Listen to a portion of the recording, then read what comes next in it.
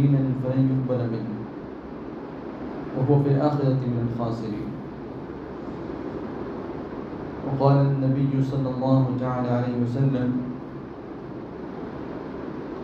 يا معشر الشباب من استطاع منكم الباءة فليتزوج فإنه أغض للبصر وأحصن للفرج أو كما قال عليه الصلاة والسلام. محترم بزرگوں، اللہ تبارک و تعالیٰ نے جو دین ہمارے لیے منتخب فرمایا، ہماری کامیابی کے لیے منتخب فرمایا، وہ ایک جامع اور کامل دین ہے. ایسا دین ہے جو زندگی کی ہر گوشے سے متعلق، زندگی کے ہر شعبے سے متعلق مکمل رہنمائی اپنے ماننے والوں کی کرتا ہے. اسلام جہاں ہمیں یہ سکھاتا ہے کہ عبادت کیسے کرنی چاہیے، کس کی کرنی چاہیے، ایسے ہی اسلام ہمیں یہ بھی سکھاتا ہے کہ ہماری معاشرت، ہمارا رہن سہن کیسا ہو، ہمارا برتاؤ کیسا ہو. اسلام ہمیں یہ بھی سکھاتا ہے کہ ہمارے معاملات کیسے ہوں، ہمارا لین دین کیسا ہو. اسلام ہمیں اس کی بھی مکمل تعلیم فراہم کرتا ہے. ایسے ہی اسلام ہمیں یہ بھی سکھاتا ہے کہ سیاست کیسی ہو. دوست دیکھیں، ہماری زندگی میں ہمیں جن چیزوں سے بھی سابقہ پڑتا ہے، جن چیزوں سے بھی ہمارا واسطہ ہوتا ہے، ان ساری چیزوں سے متعلق اسلام جو ہے مکمل رہنمائی ہم کو فراہم کرتا ہے. اسلام کی ایک بڑی خوبی اس کا معتدل ہونا، بیلنسڈ ہونا، اعتدال اسلام کی خاصیت ہے. یہ کہ انسان جو ہے سب کچھ چھوڑ کر عبادات کے اندر لگ جائے، یہ بھی دین نہیں ہے. اور یہ تو دین ہے ہی نہیں کہ اسلام انسان جو ہے اپنے کاروبار کے اندر، گھر بار کے اندر اتنا زیادہ مشغول ہو جائے کہ عبادات کے لیے وقت ہی نہ ملے. عبادات سے انسان جو بالکل کنارہ کش ہو جائے، یہ بھی دین نہیں ہے. تو جس طرح عبادات کو بالکل ترک کر دینا یہ دین نہیں ہے، ایسے عبادات کے اندر اتنا منہمک ہو جانا کہ دنیا ترک ہو جائے، یہ بھی دین نہیں ہے. قرآن کریم میں اللہ نے جو دعا سکھائی، ربنا آتنا فی الدنیا حسنہ وفی الآخرۃ حسنہ، اس میں دونوں کی خیر مانگی گئی ہے. ربنا، اے ہمارے رب، آتنا، ہم کو عطا فرما، فی الدنیا حسنہ، دنیا میں بھی بھلائی، وفی الآخرۃ حسنہ، اور آخرت کے اعتبار سے بھی بھلائی. اسلام جو ہے یہ زندگی کے ہر شعبے کو محیط ہے، ہر شعبے کو اس کا حق دینے کی تاکید کرتا ہے. نہ عبادات اتنی زیادہ ہو کہ انسان دنیا سے بالکل کنارہ کش ہو جائے، نہ دنیا کے اندر مشغولی اتنی زیادہ ہو کہ انسان اپنا پیدا کرنے والے ہی کو بھول جائے. یہ صرف اسلام کی خاصیت ہے، اعتدال. ورنہ دنیا کے بہت سارے ادیان اور دین ایسے ہیں جن میں صرف عبادات سے متعلق رہنمائی موجود ہے، دنیا میں مشغولی کو گناہ قرار دیا گیا. اس عیسائیت کے اندر تصور ہے رہبانیت کا، وہ ہر وہ چیز جو دنیاوی کاروبار یا دنیاوی لین دین یا دنیاوی معاملات کی ہوتی ہے، وہ اس سے، ان میں جو دیندار سمجھے جاتے ہیں اس سے اجتناب کرتے ہیں. حتیٰ کہ ایک دور لمبا ایسا گزرا عیسائیت پر کہ ان کے ہاں نہانا بھی گناہ سمجھا جاتا تھا، ان کے ہاں جو ہے نکاح بھی گناہ سمجھا جاتا تھا. اب بھی ان کے اندر جو راہب ہوتے ہیں وہ ان چیزوں سے پرہیز کرتے ہیں، بظاہر در حقیقت جو نہ جانے کیسی کیسی خرابیوں کے اندر مبتلا ہوتے ہیں. ایسے جن لوگوں کے ساتھ ہم جو ہے اس ملک میں رہتے ہیں، ہندوستان کے اندر رہتے ہیں، ان کے اندر بھی یہ چیز برہمچاریہ اور اس طرح کی جو چیزیں تھیں. ترک دنیا کی تعلیم ہے، دنیا کو ترک کرنے کی تعلیم ہے کہ دنیا ترک کر دی جائے، اور جو ہے انسان جو ہے اپنے پیدا کرنے والے یا جن چیزوں کی وہ پوجتے ہیں، عبادت کرتے ہیں، اسی کے بھکتی کے اندر لگ جائیں. اور بہت سارے ایسے بھی ہوتے ہیں جو سارا سال غسل بھی نہیں کرتے، نہاتے بھی نہیں، اور اس کو دین سمجھتے ہیں. اسلام اتنا ایسا پاکیزہ دین ہے کہ اسلام نے ان ساری گندگیوں سے، ان ساری خرابیوں سے اپنے ماننے والوں کو نجات عطا فرمائی. ایسے ہی خوبی اسلام کے اندر ایک اور یہ ہے کہ اسلام جو ہے ہمارے فطرت کے، ہمارے نیچر کے عین مطابق ہے. ہر وہ چیز جس کا تقاضا ہماری فطرت کے اندر پیدا ہوتا ہے، جس کی ضرورت ہماری فطرت، ہمارا نیچر جس کی ضرورت محسوس کرتا ہے، اس سے متعلق رہنمائی اسلام ہمیں جو ہے فراہم کرتا ہے. اسلام ہمیں یہ نہیں کہتا کہ تم دیکھو مت. اسلام اپنے ماننے والوں کو مقید نہیں کرتا، قید نہیں کرتا، لیکن راستہ بتاتا ہے کہ ادھر یہاں دیکھنا ہے، یہاں نہیں دیکھنا. یہاں دیکھنے سے تمہاری فطرت محفوظ رہے گی، اور یہ اس طرف دیکھنے سے جو اسلام کے اندر جو چیزیں ممنوع ہیں، ادھر دیکھنے سے فطرت پر اثر پڑے گا، فطرت متاثر ہوگی. فطرت ہی نہیں، معاشرہ بگڑے گا، پوری سوسائٹی متاثر ہوگی.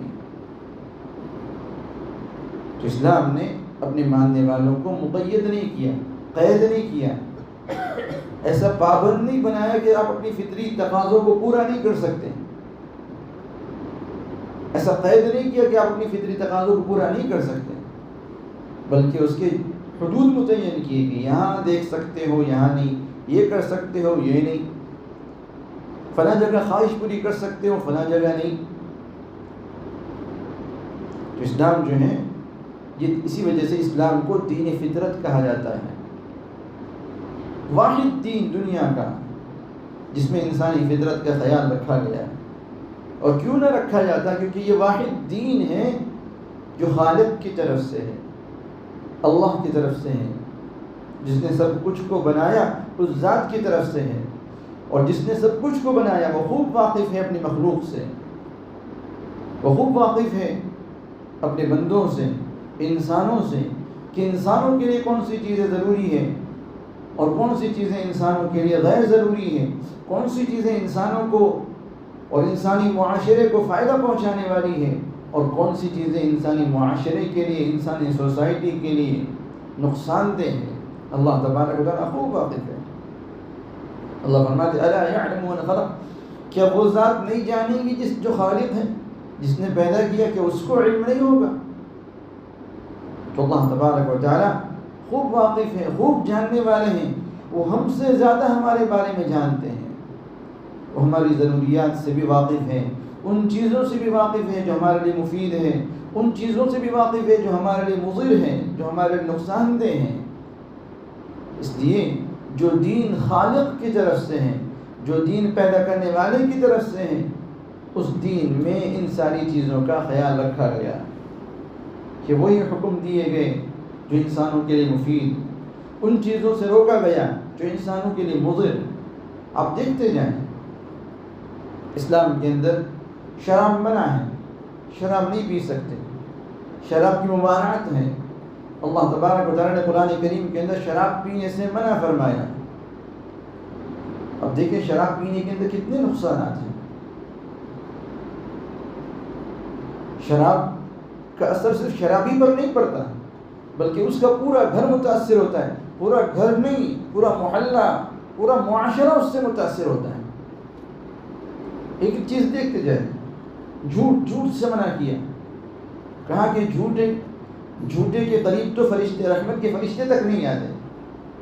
جھوٹوں پر اللہ کی لعنت، اتنی زیادہ سختی کے ساتھ جھوٹ سے روکا گیا.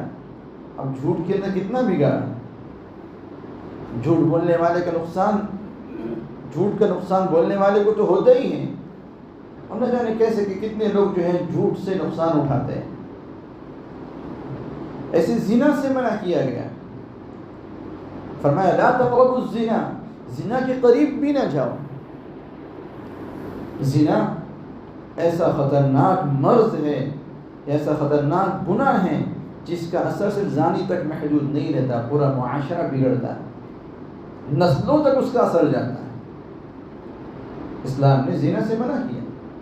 تو یہ چند مثالیں ہیں، آپ ایک ایک مثال دیکھتے جائیں۔ ہر وہ چیز جو اسلام کے اندر منع ہے، اسلام کے اندر ممنوع ہے، جس کے کرنے سے روکا گیا، وہ وہی چیزیں ہیں جو ہمارے لیے، ہمارے معاشرے کے لیے، ہماری سوسائٹی کے لیے مضر ہیں۔ وہی چیزیں دیکھتے چلے جائیں، غور کرتے چلے جائیں۔ کوئی ایسی چیز نہیں ہے جو اسلام جو انسانوں کے لیے مفید ہو اور اللہ نے منع کر دیا ہو، کوئی چیز نہیں ہے۔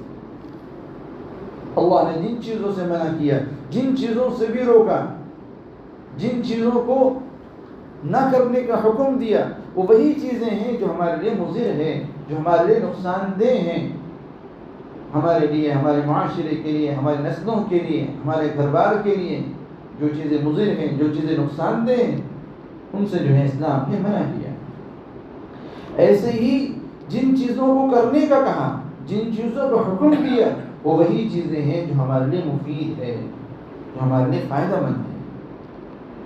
جیسے اسلام کا ایک حکم نکاح کا ہے، نکاح میں جلدی کا حکم ہے۔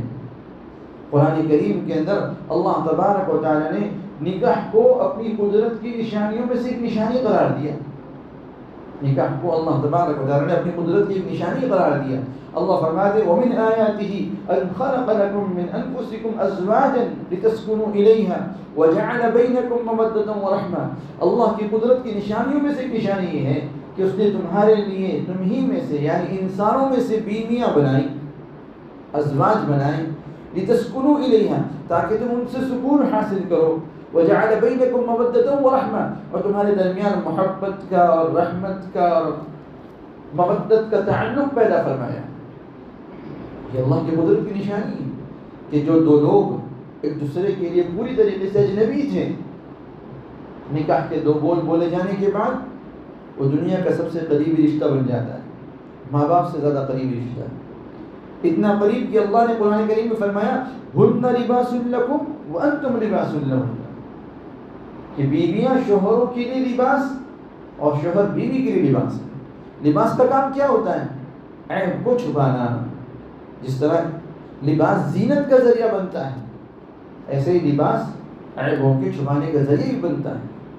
تو قرآن کریم میں میاں بیوی کے رشتے کو اللہ تبارک و تعالی نے لباس سے تعبیر فرمایا کہ ہن لباس لکم وانتم لباس لہن، وہ تمہارے لیے لباس اور تم ان کے لیے لباس۔ مطلب کیا کہ شوہروں کی ذمہ داری کہ اپنی بیویوں کے عیب چھپائیں، شوہروں کی ذمہ داری ان کی حفاظت کریں، شوہروں کی ذمہ داری ان کی زینت کا ذریعہ بنے۔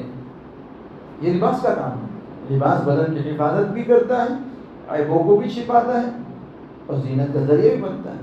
ایسے بیویوں کی ذمہ داری کہ شوہر کے حقوق کا خیال رکھیں، اپنی جان کے سلسلے میں بھی اور شوہر کے مال کے سلسلے میں بھی، اپنی عزت و آبرو کے سلسلے میں بھی اور شوہر کے مال و متاع کے سلسلے میں بھی حفاظت کریں اور ساتھ ہی ساتھ شوہر کے لیے زینت کا ذریعہ بنے۔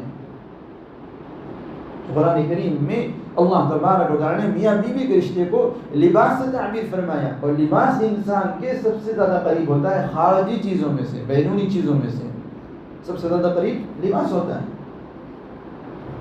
تو حالانکہ یہ اجنبی تھے، نکاح کے دو بول بولیں گے، دنیا کا سب سے قریبی رشتہ بن گیا، ماں باپ سے بھی زیادہ قریبی رشتہ بن گیا۔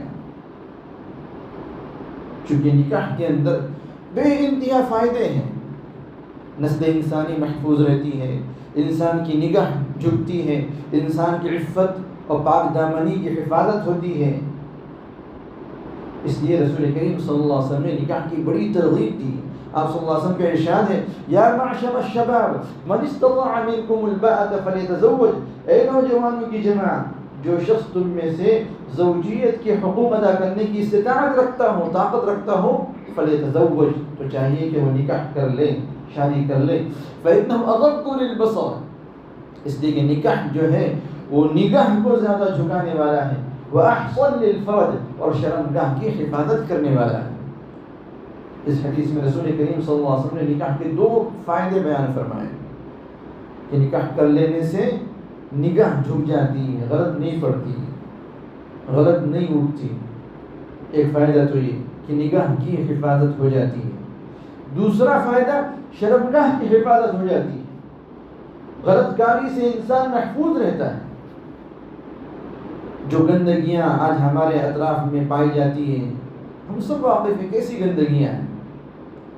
اسکول کا ماحول دیکھ لیں، کالجز کا ماحول دیکھ لیں، چاہے ہم اپنی آنکھوں پر کتنے ہی پردے ڈال لیں، چاہے ہماری زبان سے وہ ساری چیزیں نہ نکلیں، لیکن حقیقت یہی ہے کہ بے انتہا گندگیاں اس لائن کی، اسکول کے اندر، کالجز کے اندر، ٹیوشن سینٹرز کے اندر، سڑکوں پر، ہمارے ارد گرد، ہمارے اطراف میں اس لائن کی نہ جانے کتنی گندگیاں پائی جاتی ہیں۔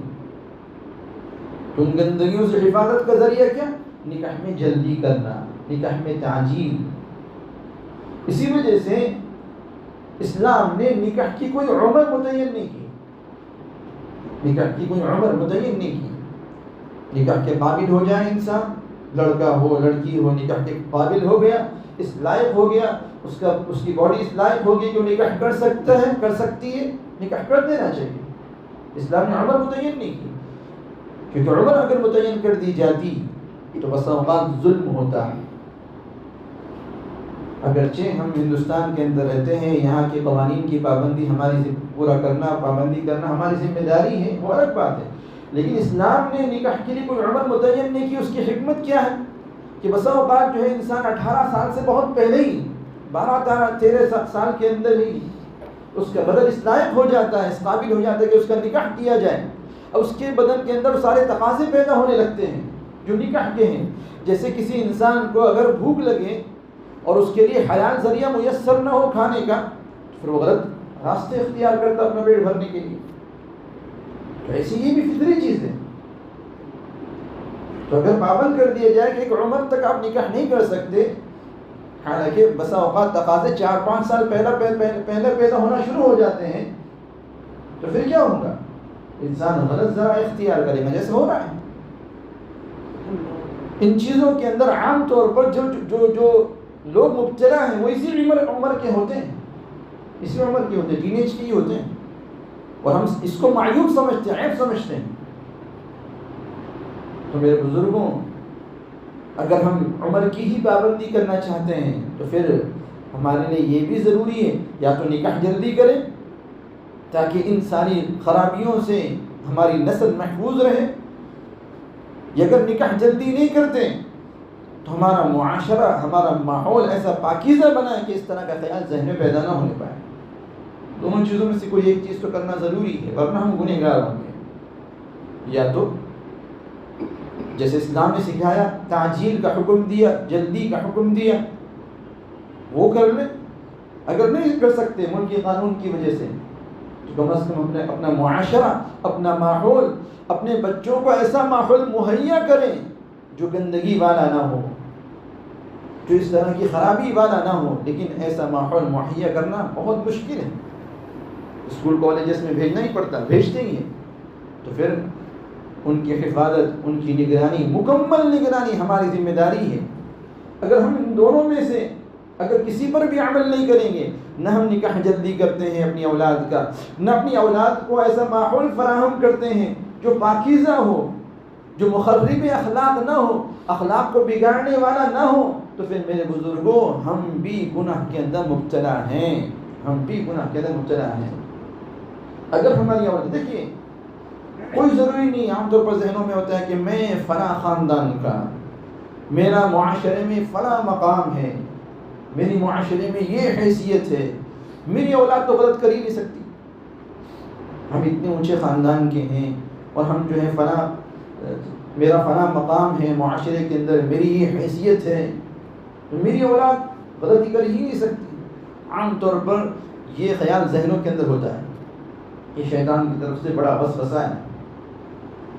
انبیاء علیہ السلام کی اولاد تک محفوظ نہیں ہے تو ہم اور آپ کس کھیت کی مولی ہیں؟ انبیاء علیہ السلام کی اولاد گمراہی کا شکار ہوئی ہے، ہم آپ کس کھیت کی مولی ہیں؟ یہ دھوکہ، یہ پردہ ہے جو ہم نے اپنی آنکھوں پر نہیں، عقلوں پر ڈال رکھا ہے کہ ہم فلاں خاندان کے اور ہماری اولاد ایسا کر ہی نہیں سکتی، ہماری تربیت ایسی ہے ہی نہیں، ہماری تربیت کی انبیاء سے اونچی ہو سکتی ہے، انبیاء علیہ السلام کی تربیت سے بڑھ کر ہو سکتی ہے۔ تو نبی علیہ السلام کی تربیت کے باوجود ان کی اولاد گمراہی کا شکار ہوئی ہے. ہم چاہے کتنی ہی تربیت کر لیں، لیکن معاشرہ، جس معاشرے میں ہماری اولاد جیتی ہے، جس معاشرے میں وہ سانس لیتے ہیں، وہ اتنا خراب ہے، اتنا گندا معاشرہ ہے کہ ساری تربیت دھری کی دھری رہ جاتی ہے. خاندان کا اونچا ہونا دھرا کا دھرا رہ جاتا ہے. وہ باپ کا اونچا مقام معاشرے کے اندر، سوسائٹی کے اندر دھرا کا دھرا رہ جاتا ہے. وہ اولاد غلط کاریوں کے اندر مبتلا ہو جاتی ہے. اللہ ہم سب کی حفاظت فرمائے. اگر مبتلا ہوئی کسی کی اولاد، جس طرح وہ گنہگار ہے، اس کے والدین بھی ذمہ دار ہیں. اس کے والدین بھی ذمہ دار ہیں کہ انہوں نے اس کی جلدی شادی کی فکر نہیں کی، یا اگر جلدی شادی نہیں کرتے تو اس کے لیے پاکیزہ ماحول مہیا نہیں کیا. یہ والدین کی ذمہ داری تھی کہ اولاد کے لیے پاکیزہ ماحول مہیا کرتے. اگر نہیں کیا تو جتنا گنہگار وہ ہے جو غلط کاری کے اندر مبتلا ہوا، اتنے ہی گنہگار اس کے والدین ہیں، اس کے سرپرست ہیں. وہ بھی پورے حصے دار ہیں اس کے اندر. جس طرح اس کو پوچھا جائے گا، اس کو پکڑا جائے گا، اس کے والدین کو بھی پکڑا جائے گا. اس لیے میرے بزرگوں، ہماری ذمہ داری ہے کہ ہم اپنی اولاد کی جلدی نکاح کرائیں، یا نکاح نہیں کرا سکتے تو کم از کم ایسا ماحول مہیا کریں جس میں اس طرح کی چیزوں سے اولاد کا سابقہ نہ پڑے. اگر اسکول کالج بھیج رہے ہیں، مکمل نگرانی کے اندر بھیجیں. بہت سارے طریقے نگرانی کے جو اختیار کیے جا سکتے ہیں، آپ لوگ خوب واقف ہیں. مکمل نگرانی کے ساتھ بھیجیں. کس سے بات کر رہا ہے، کون کیا بات کر رہا ہے، کس لائن کی بات ہو رہی ہے، یہ ہونا چاہیے. چاہے اپنی اولاد پر ہم کو 100% بھروسہ ہو، لیکن میرے بزرگوں کتنا ہی بھروسہ کیوں نہ ہو، نفس اس کے ساتھ بھی لگا ہوا ہے، شیطان اس کو بہکانے کے پیچھے بھی لگا ہوا ہے. تو مطمئن ہونا یہ بڑی غلطی ہے. اولاد کے سلسلے میں مطمئن ہونا یہ بہت بڑی غلطی ہے. کتنا ہی ہم کو بھروسہ کریں، لیکن ان چیزوں میں نہیں. کیونکہ اگر اس کی ذات کی بات ہوتی تو ٹھیک ہے، کوئی بات نہیں بھروسہ کرنے کے سلسلے میں، لیکن تنہا اس کی ذات نہیں ہے، اس کے ساتھ اس کا نفس بھی ہے. اور نفس کا کام کیا؟ ان النفس لامارۃ بالسوء. اللہ فرماتے ہیں کہ نفس کا کام ہی برائی پر آمادہ کرنا ہے. ایسا نہیں کہ اس کے ساتھ نفس نہیں ہے، وہ فرشتہ ہے، ایسا نہیں ہے. فرشتے نہیں ہے ہماری اولاد، اس کے ساتھ بھی نفس لگا ہوا ہے، شیطان بھی اس کو بہکانے کے پیچھے لگا ہوا ہے.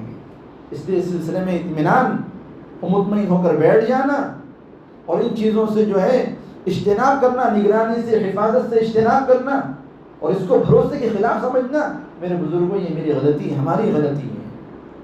اس بارے میں ہم سے پوچھ گچھ ہوگی. تربیت ہماری ذمہ داری ہے، اولاد کو سیدھے راستے پر چلانا ہماری ذمہ داری ہے.